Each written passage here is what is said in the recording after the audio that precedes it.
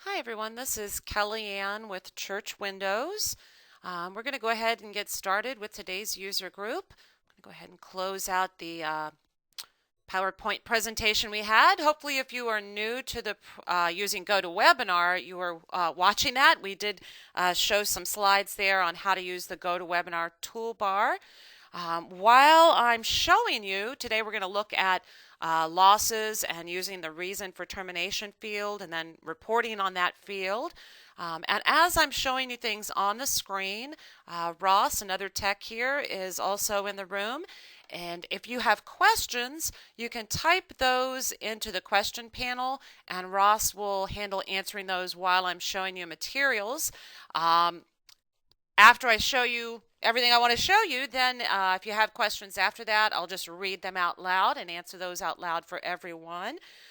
Just out of respect for everyone who has come to learn about losses and reason for termination, if you could keep your questions topical. We'd love to help you with any other things, but sometimes other questions are best handled in a call or an email to support. And if it pertains specifically to your data and why you're getting the results you have, oftentimes we definitely need to talk to you and look at your data and troubleshoot. So let's go ahead and begin. Today we are looking at the most current version of the program, and we always, when we do our user groups, we'll use the most current version. Oops, I guess I can't. I was trying to grab my highlighter to highlight and show you, but it keeps minimizing when I do that. So let me just point out here in the upper right corner, you can see just above where it says Church Windows, we see version 18.15.0. That is the most current version. A month or so ago, an email went out to folks asking if you'd prefer to get this sooner or later, because January is a busy time for all of us and our call volume increases, and we didn't want anybody having any surprises with changes in the program during that busy month. So some people have opted to see that later. What I'm showing you today, there may be a few little minor things on screens that have changed, but what I'm going to show you today in version 18, you should be able to do the same way in version 17. Prior versions, the reporting is a little different, so if you're on something prior to 17, then the report area I show you might look a little different. But we are recording this, so you can always, once we get this up on our website, you can refer back to this. Or if you have a question that we can't answer for you during this user group, definitely give us a call. All right, so again, we're going to look at terminating people and then getting reports on those terminated people. So first, I already opened membership by clicking on the word membership. Throughout the year, you probably have people leave the church or pass away, and when they do, if you go into members or visitors and find their record, there's two fields you can fill out. Let me go ahead and circle those with my pen. Oops, I usually like to change the color to purple, and I didn't do that, so we got green. Oops, and you know what? I'm circling the wrong thing. Let me erase my drawings here. And the two fields that we primarily want to track when somebody leaves the church are the reason for termination and the termination date. Now, the reason for termination, anything in that field that will hide the record, and that person will not show up on lists, labels, or reports. And then to find them, you'd actually have to do a find and put in that reason for termination. And then you'd be able to find that individual. But oftentimes you want to know when they were terminated, so you can also enter a termination date. The date does not do anything to hide that record from reports, lists, and labels. It's actually the reason for termination that does that. So let's take a look.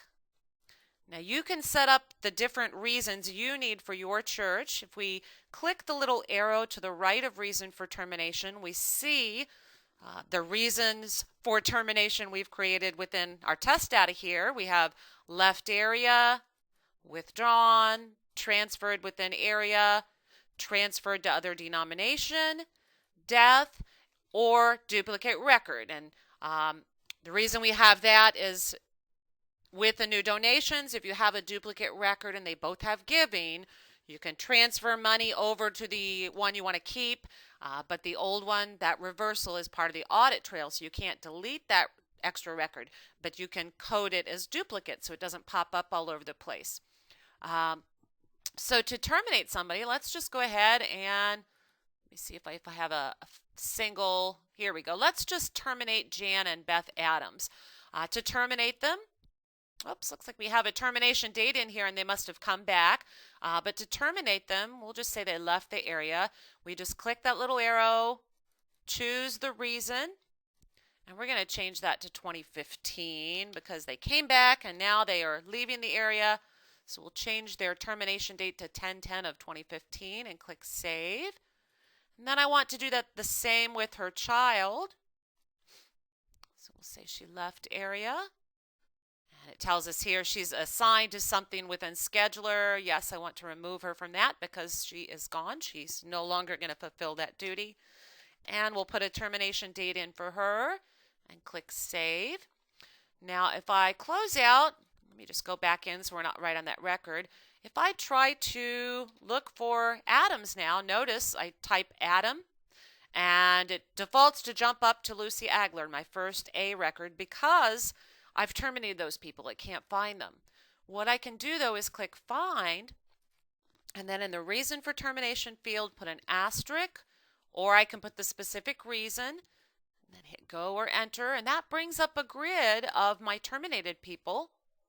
Then I can go ahead and click on Jan Adams and then click Go To, and that takes me right to her record.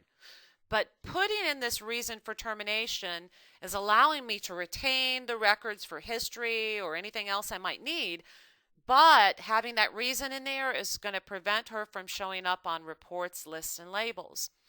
So you've terminated people throughout the year, and oftentimes churches will have to, depending on your denomination, do end-of-year reports where you report on your losses or how many people left the church. So we can do that now by going to Reports and then Reports Directory Export. Upper left, I want to search for terminated people. I'm going to, where it says Select a Membership field, I'm going to type an R so it narrows down to my R's, and now I can just choose Reason for Termination. Now I could select one and do a report one by one for each of the different reasons. I'm going to go ahead and click Select All, and we'll look at all of them on a report. Then I'm going to click Plus Selection. Now actually, you know what? I'm not going to click Select All. Let me just clear that. I'm going to, I don't want to see all those duplicates, so I'm going to click Select All, and then I'm going to uncheck Duplicate Record. I don't need to see people I've terminated due to that being an extra record I couldn't delete. So I'll select all of those and click Plus Selection. Now, for our end-of-year reports, we only want to see people who were terminated in 2015. So that is dependent on putting in a termination date. But I'll go ahead and click and then I'm going to go back up and ask for termination date. And then I'm going to select Between, and then I'll choose 1/1 of 2015 through 12/31 of 2015, and then click Plus Selection to add that criteria. There's some other selections I can make. If I just wanted my members, I could uncheck visitors. Across the top, if you're concerned with giving or pledging or accounts or donation information, you could add that, but typically to find out who has left the church or was terminated, we wouldn't really click on those. I'm going to click on Sort, and I want to sort by reason for termination. And that way, it's going to group the different reasons together, and then I can just count them right on the page. Now I forgot to do something on the People tab. But I'm going to go ahead and click Next because version 18 has a little addition to it. It tells me you have asked for individuals with a reason for termination code, but you have not selected to include terminated inactive. Include terminated inactive will be checked.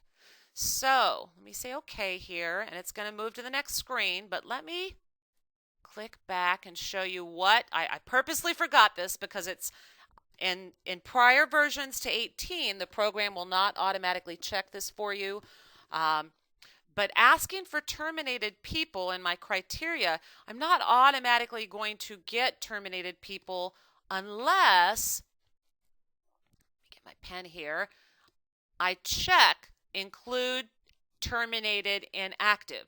So you can do a search, any search criteria now, and if you want terminated people to be included in that, you can check that little include terminated inactive. If that's not checked, then the program will not look at anyone who has a reason for termination, or inactive refers to a donation record being marked inactive over in donations. Um, so we want to check that, even though our criteria is asking for terminated people with a date in 2015, we still need to make sure we check include terminated inactive. I think in prior versions it's up along the top, but in 18, all these little check boxes have moved over to the side. So the program went ahead and saw I was asking for a criteria with reason for termination and checked that for me. So let's go ahead, get my clicking tool back. I'll click next in the lower right to take me to the next screen. And here we see all of our different people. Upper left, I've already chosen basic, and I have a report set up that's going to give me the specific fields I need. The way I did that, if you need to set up a new report, let me just show you what's on the report first, and then I'll show you how to set it up. So we can click print, and here we see a report of anyone who was terminated in 2015. And because I sorted by reason for termination, it's grouping them together. So I could do a count here and see 5 people died within 15, 3 left the area, 1 transferred to another denomination.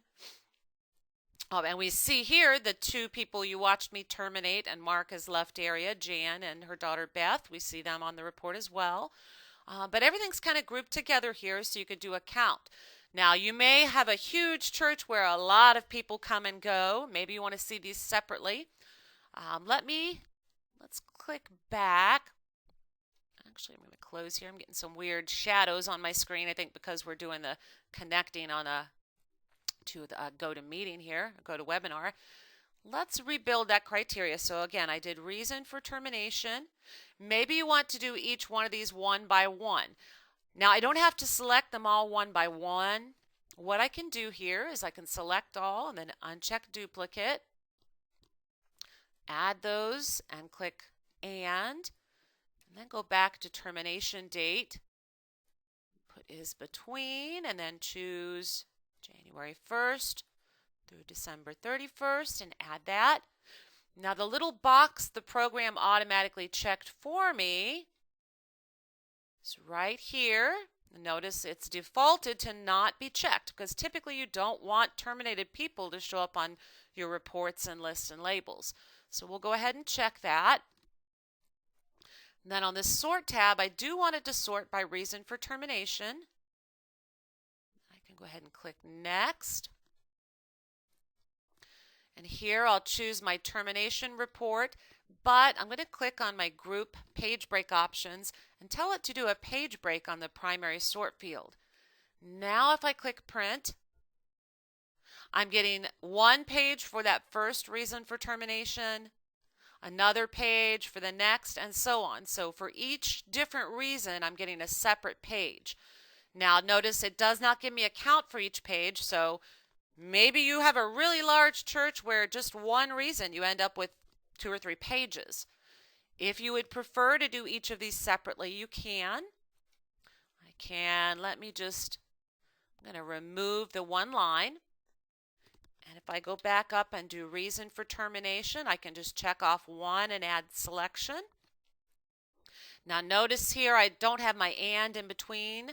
So I'll click on that and use the down arrow to move that in between my 2 criteria. And let's just sort by name. Maybe we just want this alphabetic, so we're only asking for one. Can hit next. That's not checked anymore. Let me show you, because I did say I'd show you how you could quickly make a report with the fields you wanted. Here I can choose basic and then click new. We'll just call this one left area. Or nope, I'm going to I'll do the same thing I did for the terminated, but I'll call it RFT for reason for termination. All right, so once I put in my report name, then I can click on Select Fields, and this brings up my column selector, and I can move anything I don't want. I can highlight here on the right side and use the left arrow to move it off of the report. And then if I scroll down and find reason for termination, I can double click, or I can single click and use the arrow to move it over. Then I can, for name last first, here I can change how that's displayed. Maybe I just want it to say name. I can remove last first. And I can change the order of my columns, get it how I'd like it, and then say OK. And now I can click Print. And you see a similar report with the name, termination, and reason for termination. But here we're just looking at people who left the area, so I have a count at the end. So again, if you have a lot of terminations throughout the year, you might prefer to run these one by one, so it's easier to get a count for each of those specific reasons. Really, that's all I wanted to show you for terminating people, how you terminate someone, and how you add that termination date, and then how to run reports to find those terminated people based on a specific date range. So I don't see any questions that came through for Ross as I was showing the material. We actually have 5 more minutes. That's amazing. I usually am so verbose that I go over the time. But do you have any questions? Somebody asked, do you need to change year of report if you do the report in January? The report you would want to, you don't have to change a year anywhere. If you ask for termination date between, what you want to do is put in the specific termination date range that you are looking for. So if you're in January of 2016, then the calendar when you pull it up is going to default to show January. Whoops, I didn't go to January. And it will show whatever date you're on. So if you say today, it would pick that January date. You will need to set the actual termination date range that you want to see something from the prior year if you're doing this in January. Somebody asked, how do I report the number of families that left? Well, we don't terminate families, we terminate people. So what you could do if you've terminated the entire family, you could ask for reason for termination and choose the reasons you need, and then click plus selection and then do termination date between, and then put your date range for the dates you want it to look at, and click plus selection and then click and. Then you could add directory report order and just check primary. Then click plus selection. Now if I hit next, oops, and I forgot to check terminated inactive, so it's doing that for me. Oops, I got an error. I will have to make a note of that for the programmers. But adding directory report order, that will narrow down to just one family or one listing per family, and then you could look at the count at the end of the report. But it appears, yeah, the error might have something to do with directory report order, so I'm going to have to check with the programmers and have them take a look and see what's going on there. All right, somebody asked, if I terminate someone by mistake, how do I reverse it, or is there a way to allow them to show, for example, in a directory? Well, you can reverse it. I'll show you how to find terminated people. If someone is terminated, though, they will not show in a directory, so you would need to unterminate them. To find terminated people, you can click Find, and then in reason for termination, put an asterisk, or if you know the reason you used, you can put that reason, and then click Go or Enter, and that will bring up a grid of your terminated people. Now I'll unterminate the atoms. So if I click on the line where I see that individual, then I can click Go To. and that takes me to their family. Now I can remove that reason for termination, and I'll do that for both family members. And click Save. Now, in prior versions, you always had to run database maintenance before the people would show up after terminating them. Let's see. Oh, it appears you do not have to do that anymore, because now look, if I look for Beth, I see both Beth and Jan Adams showing, and if I click Go, it takes me right to their record. So it's as simple, if you want to bring them back from being terminated, as doing a find and putting that asterisk in reason for termination, and then just removing that reason and clicking Save. All right, are there other questions? And thanks, Ross. Ross is also typing out answers to these as well, but I figure I might as well ask them out loud because somebody else might be thinking the same thing.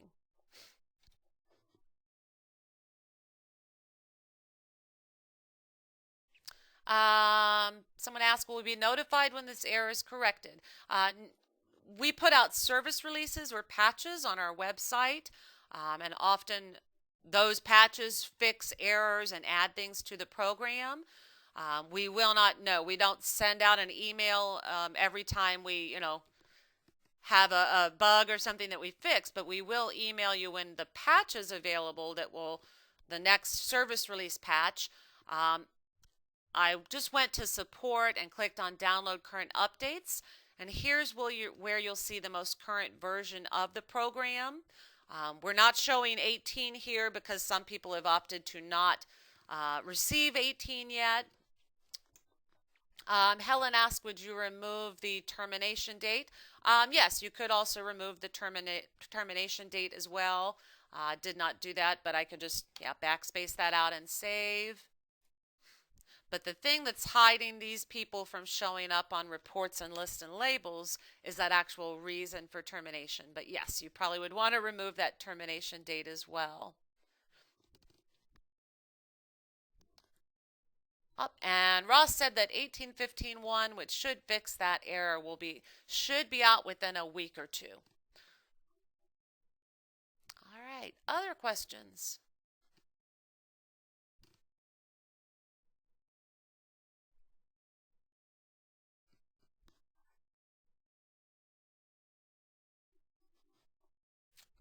I think I showed you a lot in that 20 minutes.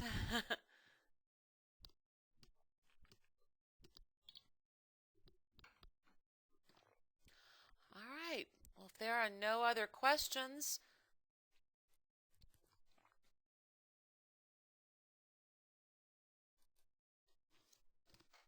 I was just noticed a little thing flashing. I had not seen on the GoToWebinar where Ross had messaged me about that error. I was not aware of that bug. I had not come across that yet. So, but that should be fixed in SR1, and once that's available, just keep an eye on the updates page. You should get an email, but in case for some reason emails go to somebody else at your church, keep an eye on that updates page, and we should have that update available there.